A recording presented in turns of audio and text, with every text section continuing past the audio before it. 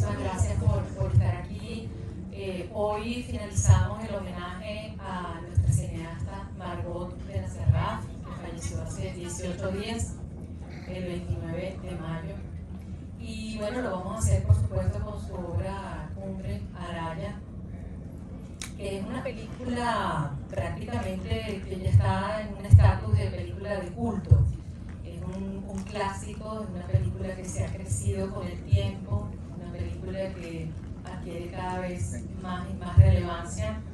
Por comentarles brevemente, en los últimos 2 años, no tienen idea de la cantidad de solicitudes de distintas partes del mundo para pasar la película, cuando ya tiene más de 60 y pico de años.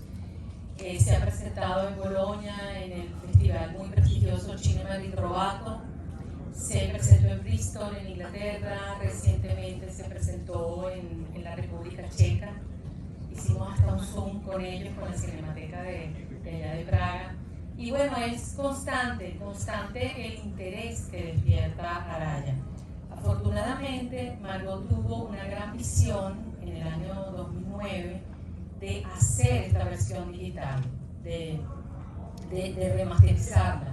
Y es gracias a esto que nosotros hoy podemos volver a ver esta película, bueno, algunos descubrirla y otros volverla a ver. Yo ya perdí la cuenta de las veces que la he visto. Pero verla en pantalla grande, en toda su belleza, en todo su lirismo, en esta copia maravillosa. Así que, bueno, de antemano, gracias, un gran aplauso ya de entrada para Margot y para Araya.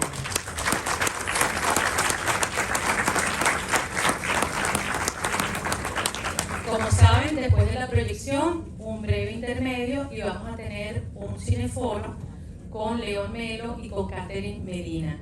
Ellos son 2 jóvenes comunicadores, aparte de otras actividades que después les presentaremos, y nos interesaba mucho proponer un espacio de diálogo intergeneracional con la película y las nuevas generaciones. Así que, bueno, creo que va a estar interesante, que lo disfruten.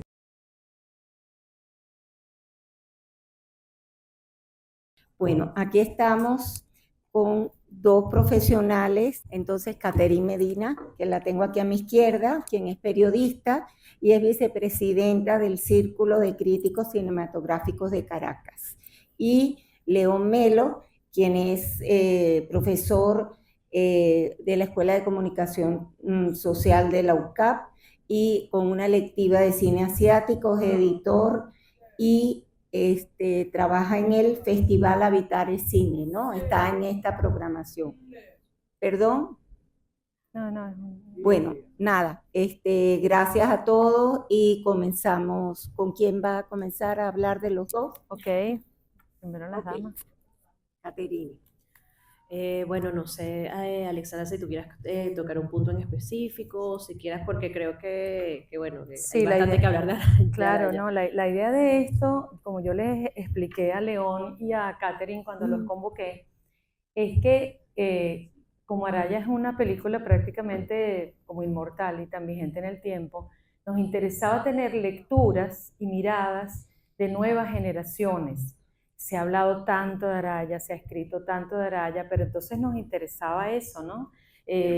Dos profesionales vinculados al cine que nos dieran su visión, su lectura sobre esta película del año 59 y que se mantiene absolutamente vigente en el tiempo. Bueno, qué responsabilidad, ¿no? Hablar de una obra tan monumental tal como Araya. Yo la vi hace bastante tiempo, bueno, uno de los pilares del cine venezolano. Y me reencontré otra vez con la película, no solamente por este cineforo, sino porque parte de la película la están proyectando en una exposición bellísima que les recomiendo que vayan en los espacios mercantil de Altamira. Es una exposición que se llama 87 hitos del cine venezolano.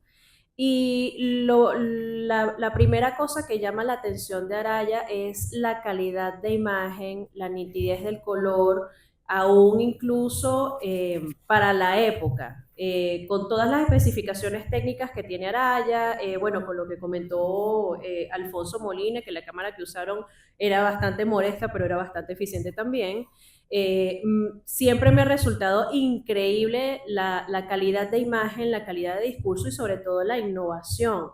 Eh, yo creo que a veces viendo cine, bueno, no solamente Hollywood, que es lo más popular, sino, digamos, otras narrativas, a veces es difícil conseguir cosas nuevas. Y en el discurso de Margot Benacerraf a mí siempre me pareció importante destacar, bueno, lo que comentaba también Alfonso, que siempre se ha dicho que Araya es un documental, pero en verdad es un documental en cuanto a que documenta una situación y documenta un estilo de vida que bueno, yo nunca he ido a Araya, más allá de verla desde Mochima, hay una parte, cuando uno hace el recorrido por el Parque Nacional Mochima, hay un punto precioso donde uno, si ve atrás, ve el Parque Nacional, pero si ve a su izquierda, ve Margarita, y al fondo aquella salina bellísima, aquel espectáculo blanco que es Araya, ¿no? Entonces, claro, a mí ahorita, también tomando en cuenta la realidad de pueblos del interior de Venezuela, no me parece difícil pensar en que Araya siga siendo tan vigente y que las personas que vivían en ese tiempo como vivían en Araya sigan viviendo de esa manera, a pesar que después vino la industrialización, se paró la fábrica, y bueno, digamos que uno le perdió un poco el rastro a la producción de Araya. León, no sé si quieras agregar algo y vamos hablando acá. Eh, bueno, ¿cómo están? Sí, puedo hablar de mi perspectiva también en términos de la primera vez que me encontré con Araya. Creo que fue alrededor de hace 10, 12 años, todavía estaba estudiando y a pesar de que el cine es una obsesión interminable, definitivamente hay periodos donde se agudiza más la forma en la que vemos películas obsesivamente. Y Araya para mí desarticuló algunas preconcepciones limitadas e infundadas realmente que tenía sobre la historia y las posibilidades del cine venezolano. Y una de las particularidades que se ha quedado conmigo y que vuelve como a fuerza cada vez que retorno a ella, sin duda tiene que ver con el diseño sonoro, como una fuerza narrativa y expresiva que difícilmente se veía en otras oportunidades, no solo en el cine venezolano, sino en el cine latinoamericano de la época. Es muy curioso también, y esto es un factor con el que en algunas oportunidades he sido ambivalente, como la narración de Cabrujas es muy corpórea, es una voz todopoderosa y de hecho es indivisible la forma de la aproximación formal narrativa bajo la cual se plantea Araya, pero había algunas oportunidades en donde yo prefería que los sonidos, las imágenes son lo suficientemente portentosas por sí mismas para que te envolviera por completo. Sin embargo, también es importante notar aquí que la narración de Cabrujas no es una descripción convencional de documental, tiene su propia musicalidad. Tiene su propia musicalidad y de hecho a lo largo de su narración hay muchísimas anáforas que repiten constantemente la misma percepción de la rutina interminable que es el día en Araya. Y eso también creo que genera unas tensiones tácitas dentro de la película que percibo de forma distinta cada vez que la veo. Y tiene que ver con el hecho de que esta voz todopoderosa condena a los habitantes directamente desde un principio. Es decir, aquí solo hay sal, solo hay sol, solo hay viento. Después, tiene proporciones bíblicas esa narración. De hecho, lo que vemos primero es el cielo, vemos el mar, vemos la naturaleza, y después de ese paneo surge el hombre. Y bueno, en la película, en algún momento, Cabrujas es lo suficientemente explícito como para describir la aparición de Dios.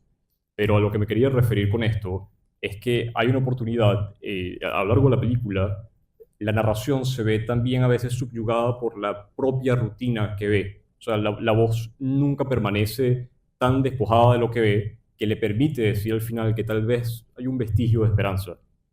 Y es curioso porque esa tensión en algunas oportunidades no termina siendo o bueno, por lo menos cuando yo la vi en una primera aproximación, como les digo, esto es una cosa que cambia constantemente mientras la sigo viendo, de cómo, cómo estas dos fuerzas entre la narración y la forma en la que se desenvuelve la cotidianidad de Araya no terminan de encontrar un punto que vaya más allá de la forma en la que están sujetos al destino del propio mar.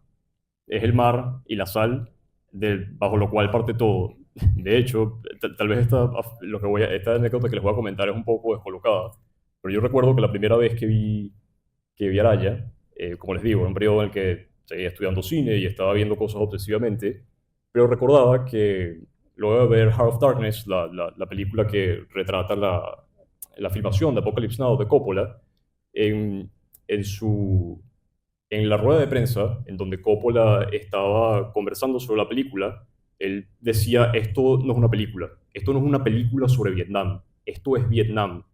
Y después de ver Araya, hice una asociación, como les digo, tal vez un poco descolecada, pero pensé, esta película es la sal, no hay más nada, es la sal, no hay muchas cosas que se pueden deconstruir de la misma y hay muchas imágenes de las cuales desglosamos y seguimos analizando interminablemente, pero hay algo sensorial que es muy eficaz. Tanto así que una de mis grandes frustraciones al entender la historia de la publicación de Araya, especialmente considerando que se llegó a estrenar en Venezuela 17 años después, Ujú. es que se consideraba que era una película muy intelectual para el público venezolano. Y no sé cómo se puede percibir aquí ese trazo de intelectualidad cuando es una película tan sensorial, tan expresiva. Aquí conectamos una forma en la que es muy humana y esa de hecho es una de las características que a mí siempre me ha llamado más la atención. Alfonso Molina estaba comentando precisamente su comparación con el neorrealismo italiano, pero yo creo que Margot Benacerraf lleva ciertos preceptos del neorrealismo italiano un poquito más allá y con dos cosas en particulares. Creo que esto de hecho lo ha comentado Pablo Gamba en alguna de sus críticas a Araya. Una de ellas es el hecho de que, por supuesto, hay una reconstrucción artificial aquí. Vamos a decir que a pesar de que las localidades y las personas son reales, la abuela no es realmente la abuela de Carmen. Y la pareja enamorada, en teoría, parece que se odiaban, que no podían estar en el mismo lugar juntos. Entonces, una de las cosas es que la película, a pesar de que reconstruye la cotidianidad de estos habitantes, nunca se acerca lo suficiente para que se sienta una dramatización artificial. Y de hecho ahí se desdibuja la línea con el documental. Ese es el punto particular en donde la película siempre se ha encontrado una dificultad muy grande para definirla. Y por el otro lado, bueno, de hecho, poniendo justamente ese ejemplo de la pareja que está... De la pare- ok. Ujú. Poniendo justamente el ejemplo de la pareja que está enamorada, eh, nunca, fíjense la aproximación particular que no encontramos nunca realmente en una película en el realismo italiano de la misma década, de décadas pasadas. No escuchamos nunca lo que se dicen. De hecho, los únicos fragmentos de diálogo que encontramos son meramente cotidianos, son ritonarios, son parte del sonido cotidiano. Y de hecho yo, en las primeras veces que lo vi, yo necesitaba a veces entender, quería adentrarme más en eso. No quería que Cabrujas lo dictara, sino quería adentrarme en lo mismo porque la sensorialidad era tan grande que era difícil no poder enajenarme de la misma. Pero aquí lo curioso es que esa decisión consciente de Margot implicaba que nunca podíamos dramatizarlos en la forma en la que nosotros queríamos verlos. Es simplemente lo que estaba, de nuevo, sol, la sal, los humanos y el océano. Y por otro lado, rápidamente, siento que me he extendido innecesariamente, disculpen, eh, es que hay un foco que no suele ocurrir tampoco en el neorrealismo italiano con la mujer. La resiliencia de la mujer y la fortaleza de la mujer trabajadora, que en un principio aquí, de hecho, hay una relación, de nuevo, casi simbiótica con la naturaleza, pero es de hecho no solo, funciona simultáneamente no solo como la fuerza de trabajo, sino también como la fuerza del vestigio de esperanza, simultáneamente como la fortaleza, como una fuerza de trabajo a lo largo de la película, y como el vestigio de esperanza que la película trata de dejar a entrever al final. Cómo Margot encuentra la dignidad de estos habitantes en la posibilidad de que las flores, que de hecho las únicas flores como nada florece son los corales, permanezcan como el único vestigio de humanidad en la aridez. Bueno, disculpen, me continué, sí, No, sí, no, no, definitivamente, no. pero... Todo lo que has dicho es Sí, buenísimo. no. Yo quería pegarme un poquito de eso que tú acabas de decir, porque hay que pensar en una película del año 59 que es completamente cinematográficamente adelantada a su tiempo. O sea, esta es una película de vanguardia. Uno hoy en día, 2024, hablamos de documentales híbridos, de mezclas de géneros, de docuficción, de no ficción como si fuera algo nuevo. Y resulta que Margot en el año 59 ya hizo una obra maestra a medio camino entre documental y ficción, es decir, ella se adelantó completamente porque había un concepto de cómo ella quería, es decir, ella huyó completamente del testimonial, de la entrevista, de la persona sentada dando su testimonio de la Salina, o sea, ella ese camino ni lo pensó, es decir, ella hizo un documental, una película de creación, donde además el trabajo de postproducción fue bestial, o sea, el trabajo que hizo Margot de postproducción cuando se lleva todo a París y lo monta, oye, qué problema con estos micrófonos, y lo monta en París, bueno, fue impresionantemente arduo. Ahí entra eso, la música, los sonidos. Bueno, el texto de Cabrujas todavía no estaba porque eso se hizo en el año 77, pero el otro aspecto también es lo poético de la narración. Ese es un texto absolutamente poético. Eso no es un guión tradicional de las Salinas de Araya. Es decir, hay una elaboración, un trabajo increíble en ese sentido. Entonces quería resaltar eso, ¿no? Lo adelantado en el tiempo, que es el estilo de esta película.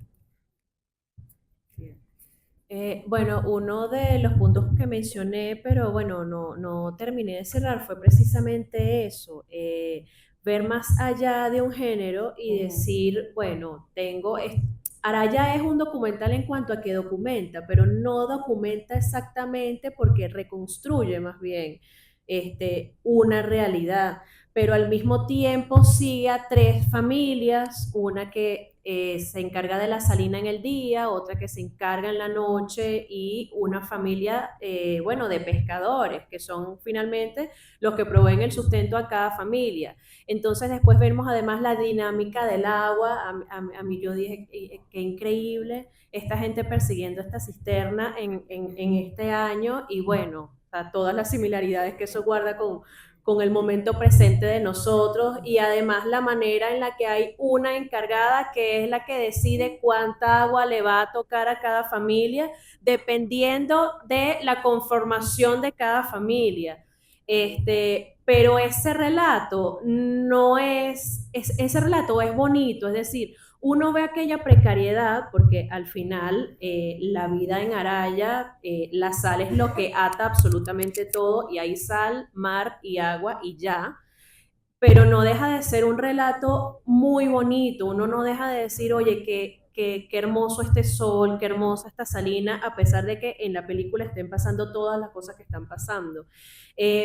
A mí, bueno, no sé si a ti te ocurre lo mismo, León, a mí me hubiese gustado y obviamente esto no es una crítica, pero me hubiese encantado que la filmografía de Margot Benacerraf fuese más amplia.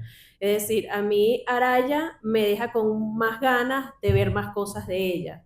Y Reverón me deja con muchísimas ganas de ver más cosas de ella. Y yo crecí en la Candelaria, yo tenía la Cinemateca Nacional al lado, básicamente yo soy un producto de la Cinemateca Nacional que fundó Margot Benacerraf y me quedan muchas ganas de que esa filmografía, oye, sea más extensa y sobre todo más difundida y más reconocida. Porque creo que una de las tragedias de nuestro cine nacional es, bueno, dónde se ven estas películas que no sean en este tipo de eventos. Es decir, si yo quiero ver Araya un miércoles a las 3 de la tarde, ¿a dónde voy? Que no sea, por ejemplo, este sitio.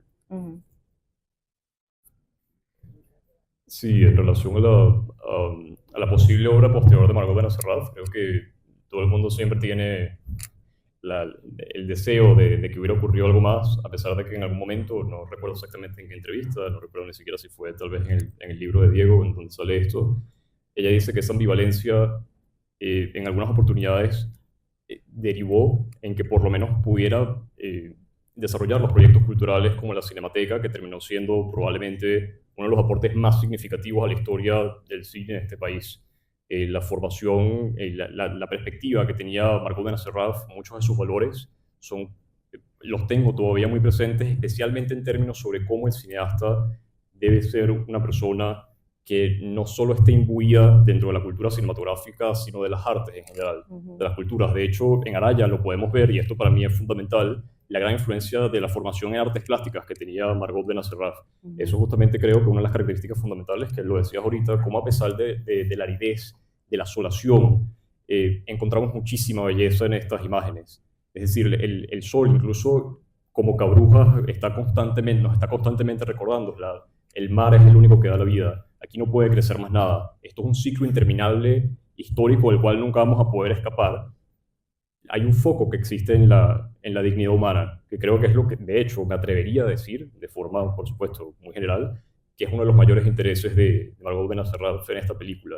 Ese, insisto de nuevo en la escena al final con las corales, con la abuela y Carmen, porque es la única manera de resistencia que tiene. Y es muy curioso, lo conversaba justamente ahorita al salir de la sala, cómo Margot Benacerraf vio en Araya, solamente cuando vio esta pirámide sale en una enciclopedia, y después de visitarla, por supuesto, la posibilidad de representar una historia que ella sentía que era inmanente en la historia de América Latina, y que de hecho, como acabas de comentar, no se siente lejana en lo absoluto. Esa fue una de mis grandes sorpresas cuando la vi cuando era mucho más joven.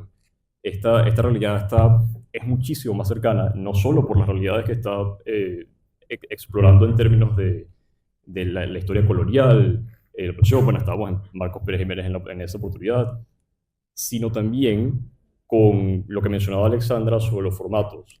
De hecho, por supuesto que la Nouvelle Vague estaba ahí mismo, pero cuando pensamos en formatos de videoensayo que se volvieron mucho más populares en los 70, en los 80, pensando en gente como Chris Marker posteriormente también, hay una especie de primera aproximación aquí que para mí es imposible dejar de subrayar lo novedosa que es para la época, especialmente en América Latina.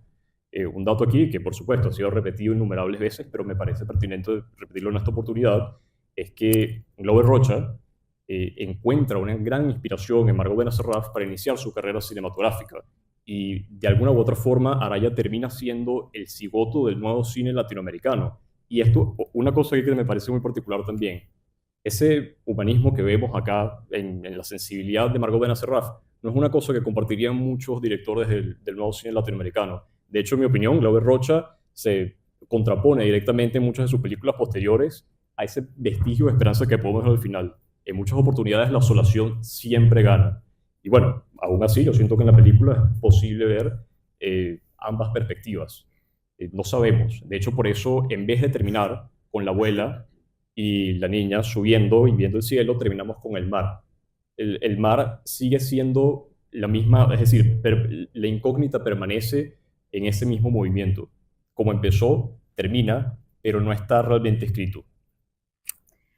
Hay una visión que podría tenerse de Araya, ¿no? Y es que no, en ningún momento plantea como una visión crítica a lo que podría ser la explotación del trabajo, ¿no?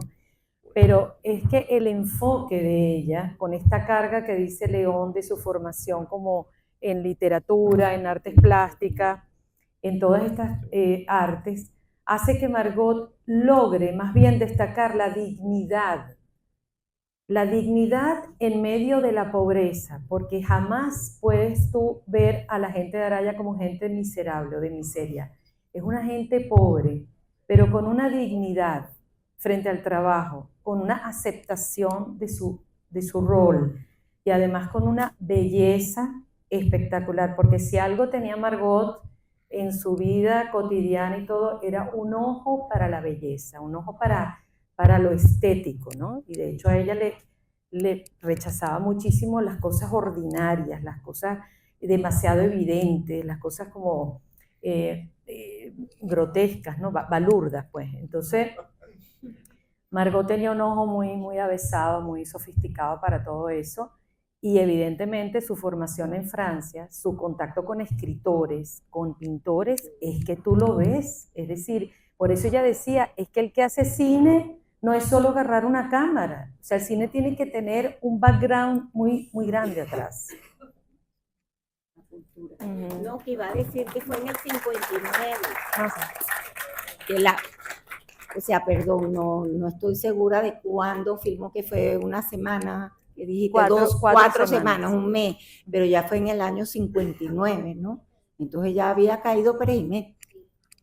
Sí, pero en el rodaje todavía no. Sí, el rodaje fue 57. En el 57. De hecho, el proceso de industrialización, cuando Araya se derrumba, es por Pérez Jiménez, es decir, es una orden Exacto. directa de Pérez Jiménez. Ajá. Perdón, ok, pero para dejarle igual o peor, quizás. No, sí, no, claro. Ok. Agarra si quieres el... Ok. Ajá. O sea, ¿quién quiere? Si alguien quisiera comentar, participar.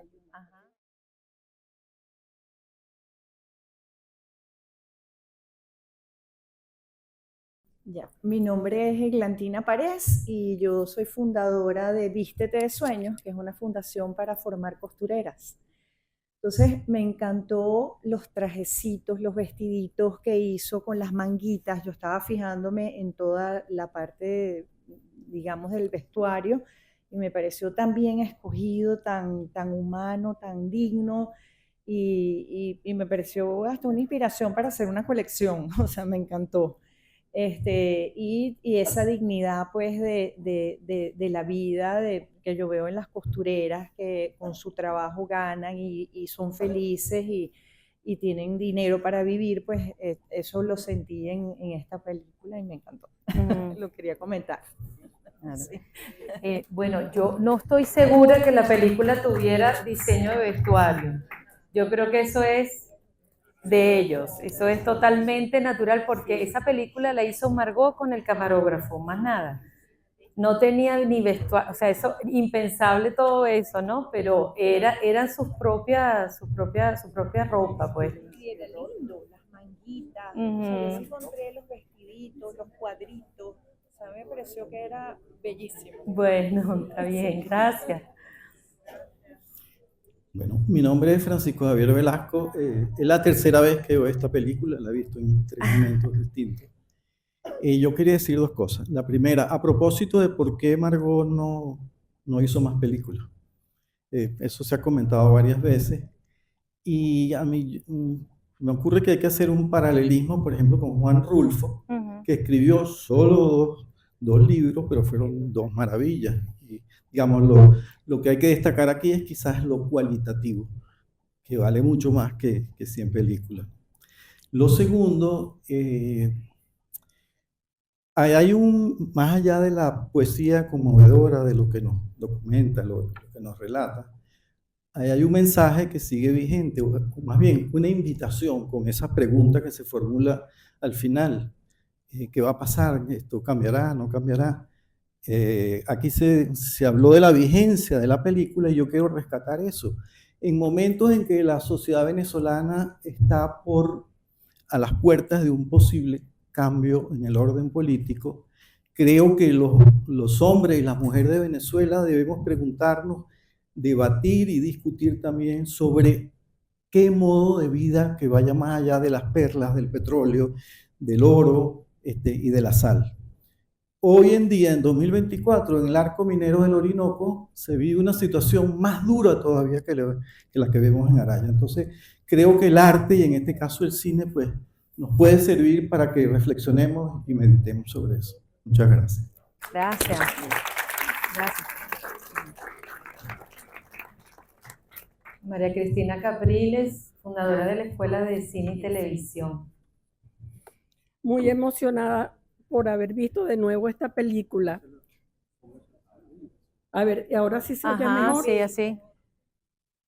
Hay 2 aspectos fundamentales que quiero tocar: desarrollo, subdesarrollo y antropología. Para mí esta película antropológicamente es fantástica. Ya no solamente los aspectos cinematográficos, esa cámara que se pierde de vista, la poesía en el texto, sino el hombre venezolano, el hombre de todos los tiempos, en África, en cualquiera, en Asia, el ser humano que está allí. Yo hice un documental sobre Macuro y conozco bien el estado Sucre.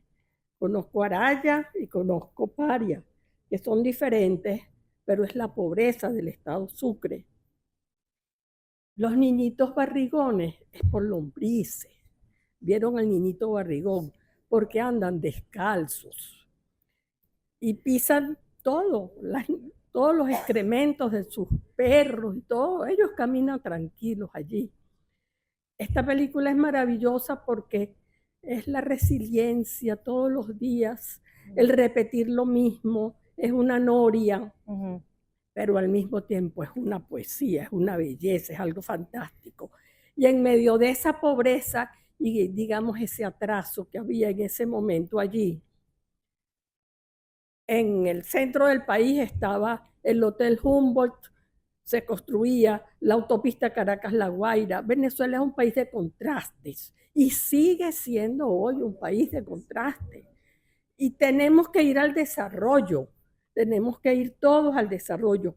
En Macuro había una fábrica de yeso para el año 84, 85, y yo fui 7 veces a Macuro, y yo me pregunto, para poder conocer a la gente, esto que hizo Margot es conociendo a la gente, esto no se hace sin haber hablado con ellos, sin ser amiga de ellos.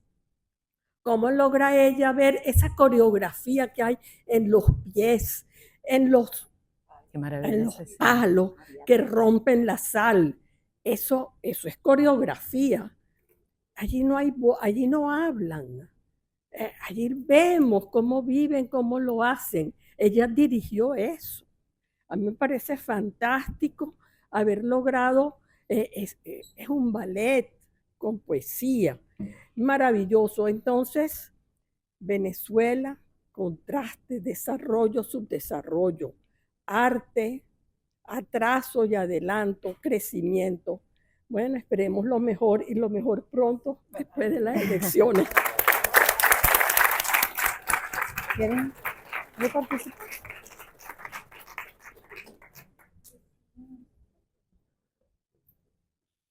Buenas. Oli, bueno, acabamos de ver la película. Veo que hay muchas cosas de las que estamos hablando, como pobreza, carencias, labor, y me parece muy importante pedirles que, o sea, escucharlos indagar sobre la historia colonial que tiene Araya y definitivamente que esa labor es fabricada, no es algo que vino natural de la comunidad de Araya como tal.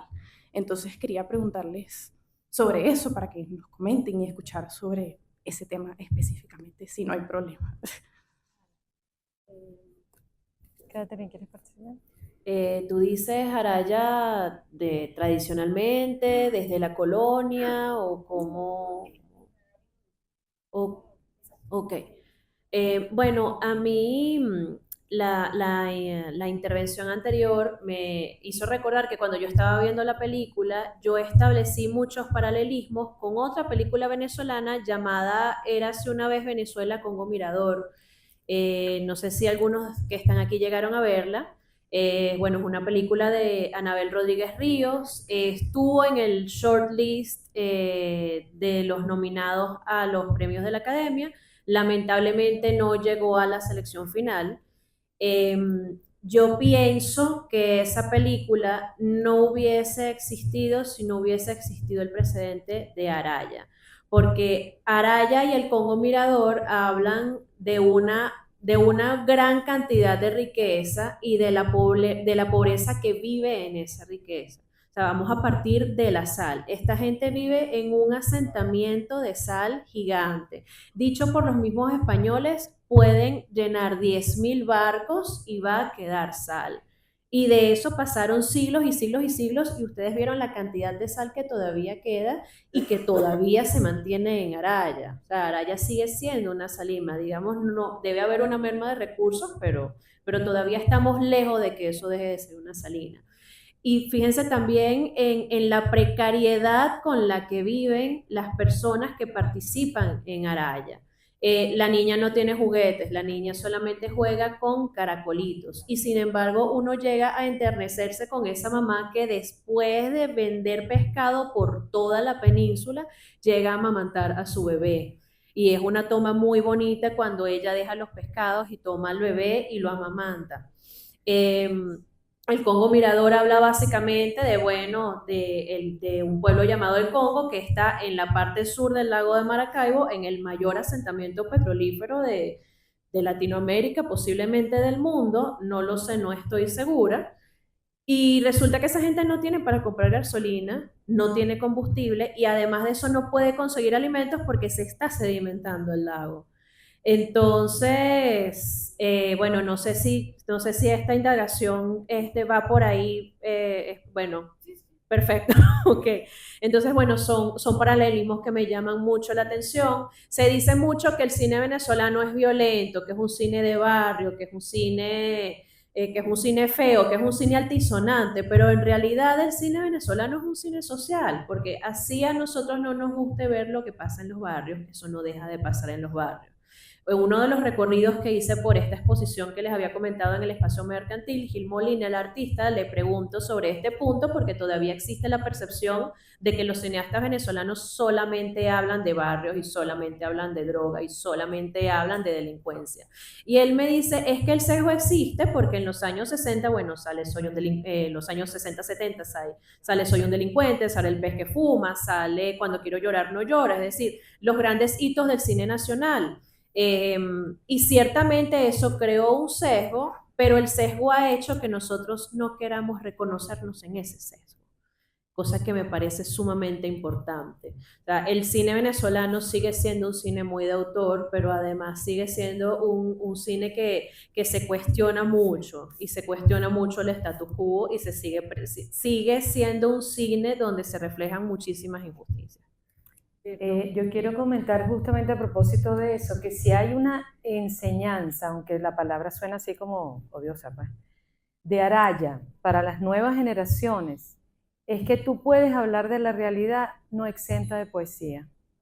Es decir, yo creo que el gran legado de Margot con Araya y con Reverón para los cineastas jóvenes, que siempre estamos en estos países como con un cine urgente, un cine de la denuncia social que nos copa, nos desborda porque tenemos razones para ello, es que tú puedes también hacer un cine así, pero poético. Puedes hacer un cine bello, puedes hacer un cine estético. En ese sentido, creo que hay un gran legado de Margot con sus películas. Puedes hablar de la realidad, pero de otra manera. Así que bueno, eso yo creo que es un gran aporte de Margot para el cine venezolano. Perdón, con lo que creo que estudias cine, ¿no? Tú, ¿no? Pero la pregunta que hiciste me parece pertinente porque en esa poesía hablan de toda esa sal que le dicen, no se preocupen, le dicen al rey, porque la sal era más que el oro, era preservar los alimentos. Y mientras en España o en todo, pues la colonia, pues eso era una riqueza. Y este pueblo o esta comunidad trabaja y trabaja para ello. Entonces, ese es el contraste que yo vi. Gracias. Sí, ajá, ¿tú no, querías? sí, no, quería mientras comentar yo- brevemente también sobre esa pregunta porque me parece sumamente pertinente sobre varios de los temas que maneja Raya, y también tiene que ver con el hecho de que el proceso de investigación previo antes de realizar la película fue muy arduo y muy meticuloso.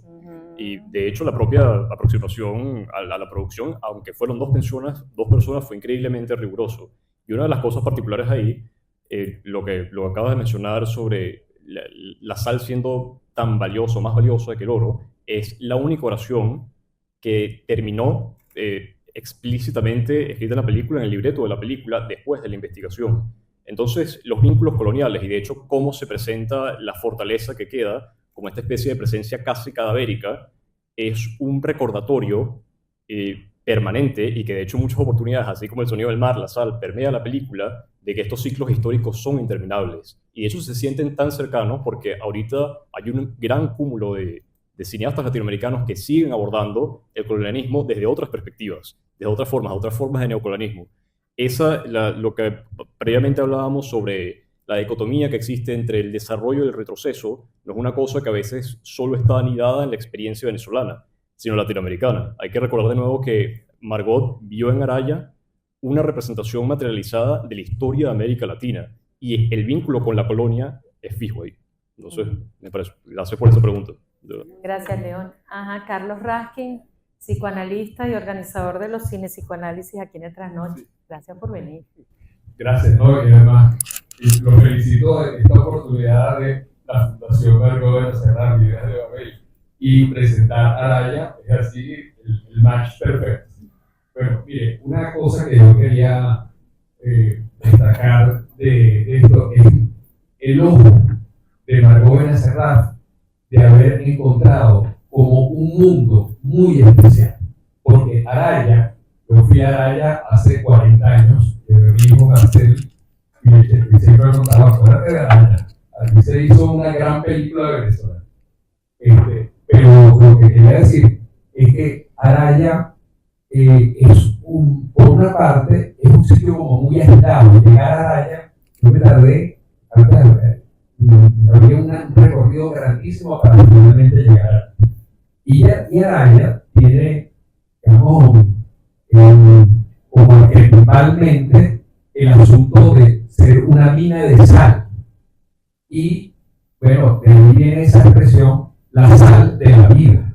La sal, en una época, en la época de la colonia, la sal era una sustancia fundamental para la sobrevivencia. Y Araya es un sitio, al igual que el mundo de Reverón, es muy concreto en sí mismo. Realmente vale la aclaratoria de no asociar la película Araya con miseria.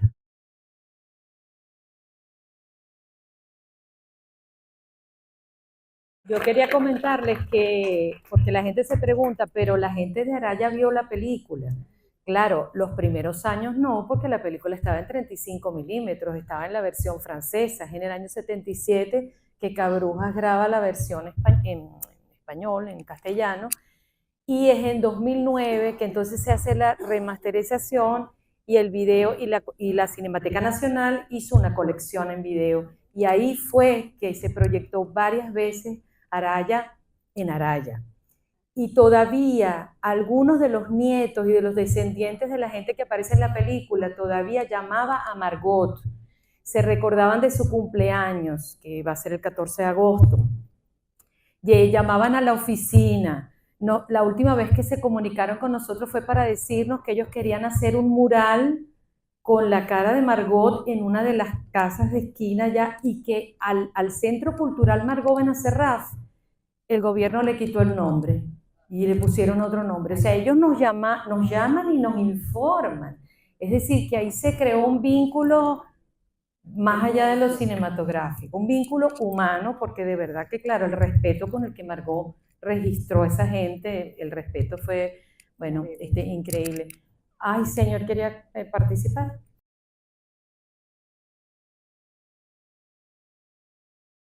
Bueno, muy buenas tardes. Alejandro Reyes, soy profesor de la Escuela de Geografía, sexto semestre, en una materia que se llama Seminario de Geografía Regional. Bueno, Araya es una exhibición obligatoria en el transcurso del semestre. He tenido la suerte de poder verla como 17 veces, porque en cada curso que se presenta hacemos una especie de cineforo dentro del pequeño curso que nos toca llevar. Y es porque Araya representa para nosotros, bueno, en primer lugar yo considero que la señora Margot Benacerraf, aparte de artista, mujer, antropólogo, cineasta, fotógrafo, es geógrafo. Porque ninguno de nosotros como geógrafos en la escuela hubiese podido plasmar de una manera tan brillante lo que es la relación entre la sociedad y la naturaleza, como se expresa en Araya.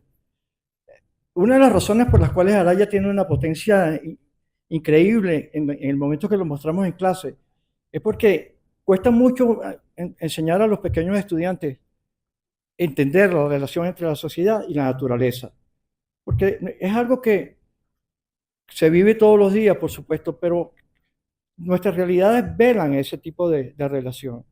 Vivimos en una ciudad llena de carros y edificios donde quizás nuestro contacto con la naturaleza es cuando vamos al Parque del Este o alguna cosa de esa naturaleza.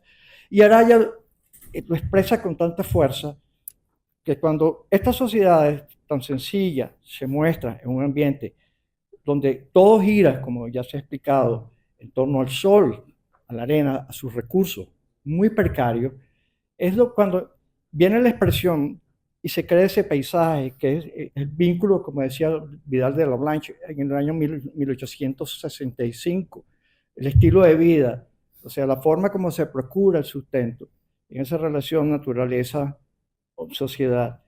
Eso no solamente se puede apreciar en esta película. Una cosa tan linda donde se produce una economía circular, donde se relacionan dos comunidades, unas pescan, todo en torno al mar. Y otra cosa que es importante, que es un debate que en la geografía de toda la vida, y es lo que se habla de posibilismo y determinismo. Determinismo es la sujeción de sociedades a los recursos naturales, a lo natural.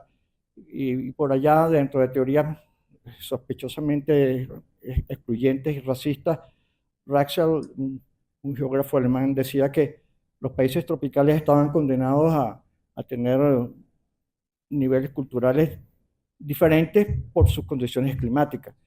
Entonces se hablaba de un determinismo, de alguna manera.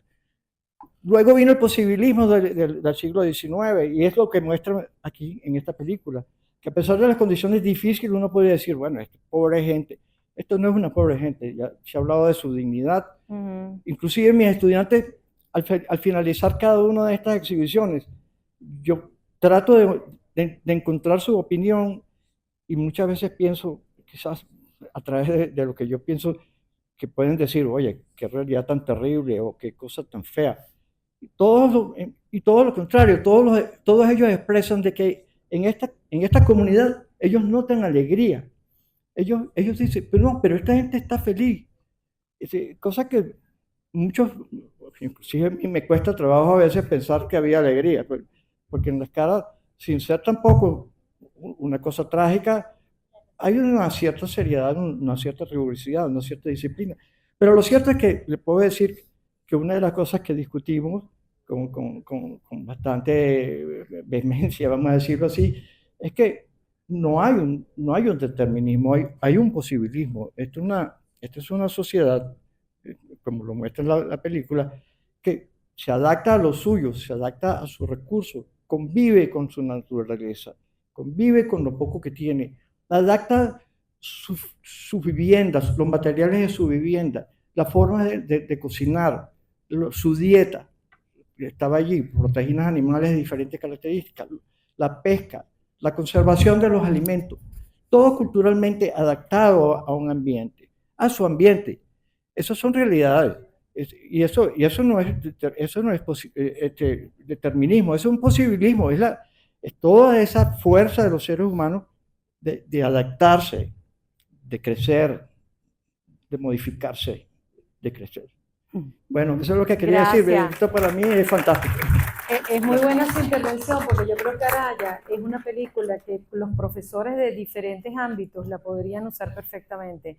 En cine, en literatura, en antropología, en sociología. Fíjese usted que es de geografía, es decir, qué maravilla que haya lecturas de toda esa índole. O sea, da para mucho. En la sala Margot Benacerraf de la UCB pueden ver allá cualquier día. En la biblioteca, claro. Pues la biblioteca está cerrada ahorita porque la Comisión Presidencial está arreglando la Biblioteca Central, pero esperemos que antes de fin de año la reabran, la biblioteca que está en la Biblioteca Central.